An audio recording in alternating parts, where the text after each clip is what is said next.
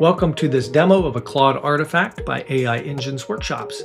This is exactly like the type of artifact that you can build inside of our workshops, but it'll be custom tailored to your business or needs.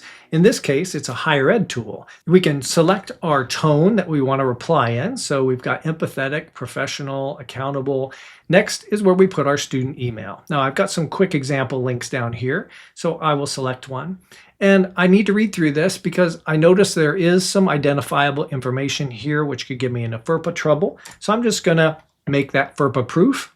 I'm going to go down and add prior communications or other supporting documents. Now, this might be previous communications with the student, or it may be documents that the student wants reviewed. Next, we're going to click Generate Reply and Coaching. That took about 30 seconds to generate, but that can flex by 10 to 20 more seconds.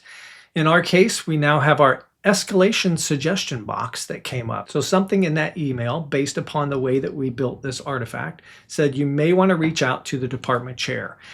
Next, we have a reframe. Customer service people do run into a lot of negativity. In this case, it helps us get a reframe and look at it through another lens. Then we have take it or leave it coaching, but it's worth reading through to make sure that our mind is in the right place before we make our replies. The next section is the verify before sending. So what types of things might you need to have together before you reply to the student or escalate anywhere else? Again, this is just a checklist. You can choose to ignore it. That's totally up to you as the human in the loop.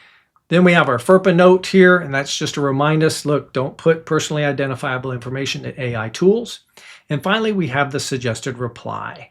Now, this reply is click editable, so I can click in here anywhere and change whatever I want to change. Once this is the way that we need it to be, we click on copy, and we go over to our email client, paste it in, and send it to the student or to our escalation path. And that is a quick view of the Student Services Email Assistant artifact. Again, you can build similar artifacts to this in our AI Engines workshops. Hope to see you in one.